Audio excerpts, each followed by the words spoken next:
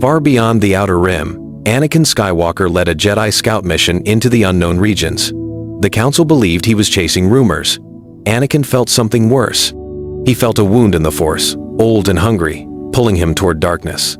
When his cruiser crossed a graveyard of dead stars, he finally saw it. A hidden Sith Empire, untouched by time. Ancient shipyards circled shattered worlds. Black temples rose from red deserts. Warships older than the Republic waited in silence, guarded by warriors who had never stopped serving the dark side. This was not a lost cult. This was a second Sith civilization hidden for centuries, waiting for the galaxy to break.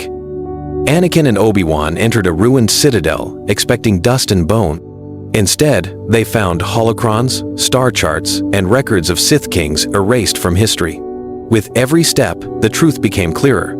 The Sith had planned for defeat long ago. They had hidden their strongest world, their oldest fleet, and their final weapon. Then Anakin reached the central chamber. A massive star map burned above a stone throne, its lines pointing straight to Coruscant. Around it stood statues of masked warriors whose armor looked disturbingly familiar. Anakin froze. The masks looked like his future, as if the dark side had shaped his fate before he ever made a choice. Obi-Wan told him to leave. "We warn the Council, now." But Anakin touched one last holocron. A voice answered at once. Cold, ancient, certain. It spoke of a chosen weapon, a being of unmatched power who would either rule the hidden empire or destroy it forever. Then the temple doors slammed shut, red blades ignited in the dark, and somewhere above them, an unseen Sith throne awakened. And it was waiting for the Chosen One to take his place. Back on Coruscant, the mission report should have changed everything. Anakin expected alarm, urgency, action. Instead, the Jedi Council met the news with silence. Yoda studied the Sith records. Mace Windu questioned every detail. Obi-Wan defended Anakin, but even he could not hide the fear in the room. The Council had heard of these signs before. That was what shocked Anakin most. Piece by piece, the truth came out. Ancient Jedi archives had mentioned a hidden Sith kingdom beyond known space. The Order had buried those records after old wars, fearing panic across the Republic. Worse, they had also hidden prophecies tied to the Chosen One. Some Jedi Masters believed the Sith Empire had been waiting for centuries for a Force-born weapon to claim its throne. Anakin felt betrayed.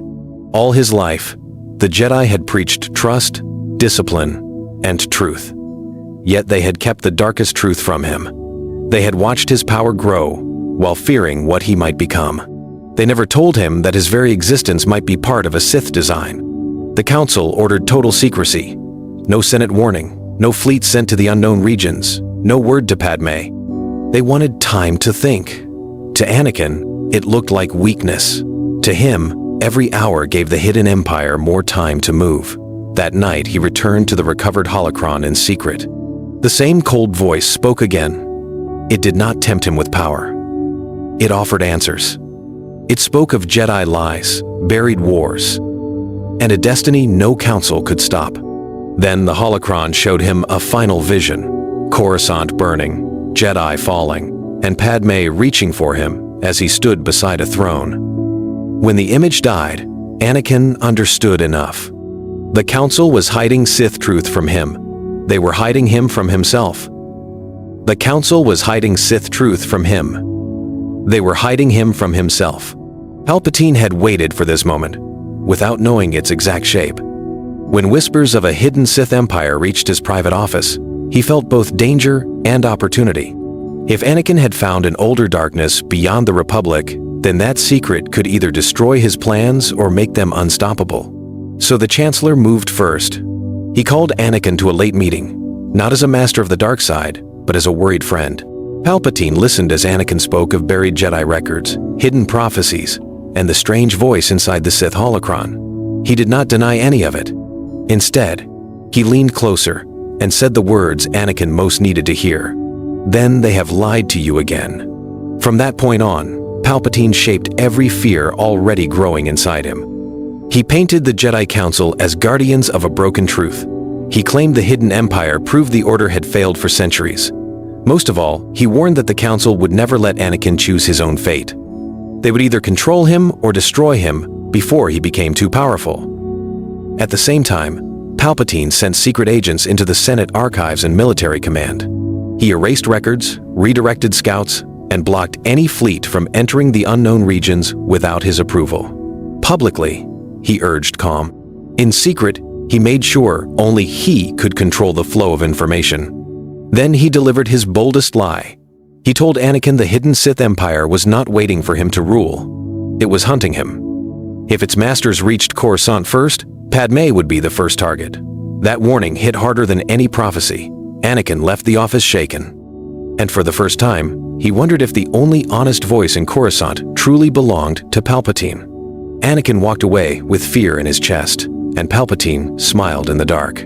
Because now, the next move would belong to the Sith. Anakin could no longer dismiss the pattern as fear or prophecy. After studying the Sith holocron in secret, he began comparing its records with Jedi archives, Senate history, and war reports from the Clone Wars.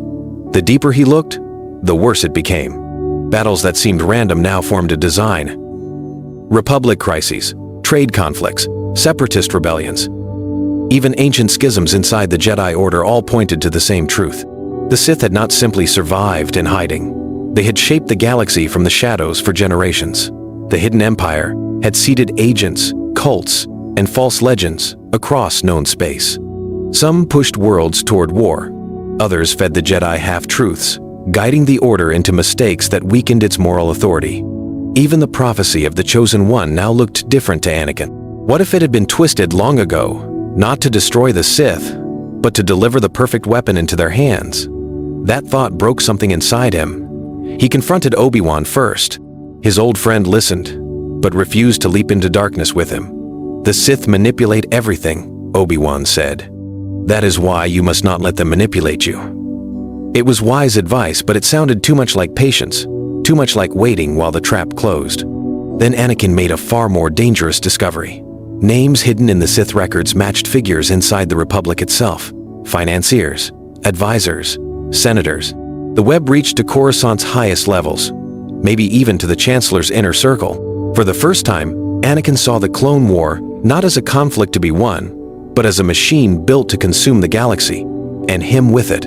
Then a final encrypted file opened. One symbol appeared on the screen, the same symbol carved inside Palpatine's private office on Coruscant. Anakin stared at the symbol in silence and felt the ground fall away beneath him. If this was true, then the Sith were not coming for the Republic. They were already at its center. Anakin did not sleep after leaving the Chancellor's office. The Sith symbol in Palpatine's chambers, the hidden empire in the unknown regions, the lies buried in Jedi archives, all of it crashed together inside his mind. For the first time, he saw the full trap. If he trusted the Council, they would bury the truth and wait until disaster came. If he trusted Palpatine, he might be walking straight into the hands of the Sith.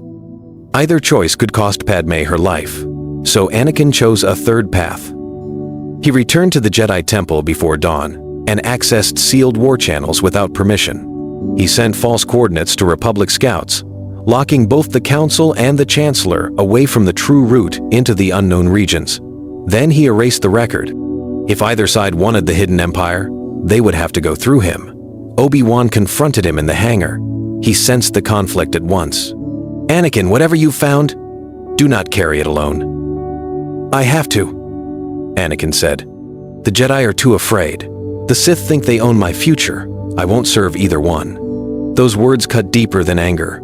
Obi-Wan reached for him as a brother, not a master. But Anakin stepped back, already choosing exile over obedience. He took only Ahsoka's old star maps, R2-D2, and a stolen holocron shard. No clone escort, no Jedi banner, no Senate orders, just one man trying to stop a war hidden behind another war. As his ship broke through Coruscant's orbit, alarms suddenly blared across every channel. A Jedi strike team had moved on the Chancellor. At the same moment, a shadow fleet emerged from hyperspace at the edge of the system. Anakin realized too late both fires had been lit and both were calling his name. A Jedi strike team had moved on the Chancellor. At the same moment, a shadow fleet emerged from hyperspace at the edge of the system. Anakin realized too late both fires had been lit and both were calling his name. After Mustafar, the Emperor did not announce defeat. He vanished into the deep shadows of Coruscant and built a secret war machine inside the new Empire. Publicly, Palpatine spoke of order and peace. Privately, he marked Anakin Skywalker as the greatest threat to his rule. The clones, the Inquisitors, and the Senate would all become weapons in one hidden campaign.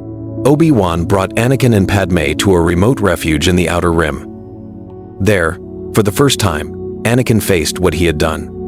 He had helped destroy the Jedi. He had betrayed the Republic. And now, every survivor would fear his name.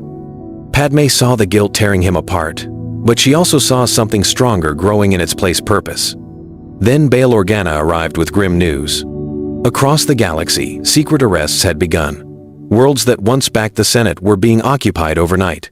Jedi sympathizers were disappearing. Supply lines were cut. Loyal officers were replaced by men who answered only to Palpatine. This was not a government securing peace.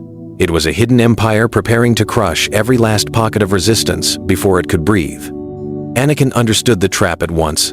Sidious wanted him cornered, hunted, and desperate.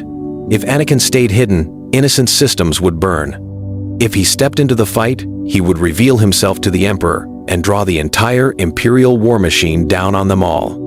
Obi-Wan urged caution. Padme urged hope. Bail urged action. Anakin made his choice. He would not run from the shadow he helped create. He would strike first, free the occupied worlds, and tear open the Emperor's secret war before it swallowed the galaxy whole. But as his stolen ship rose into hyperspace, a masked hunter turned from the bridge of an Imperial cruiser. The trap began. On Mustafar, Obi-Wan expected to face Darth Vader.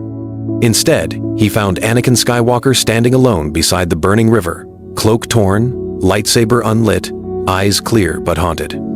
The dark side had touched him, but it had not claimed him. Padme's words still echoed in his mind. So did the memory of every clone trooper who had died under his command. For the first time since the fall of the Republic, Anakin felt the full weight of what he had become. Obi-Wan stepped forward slowly. He did not ignite his blade. "Anakin," he said, voice shaking, "come back with me." For a moment, the galaxy held its breath.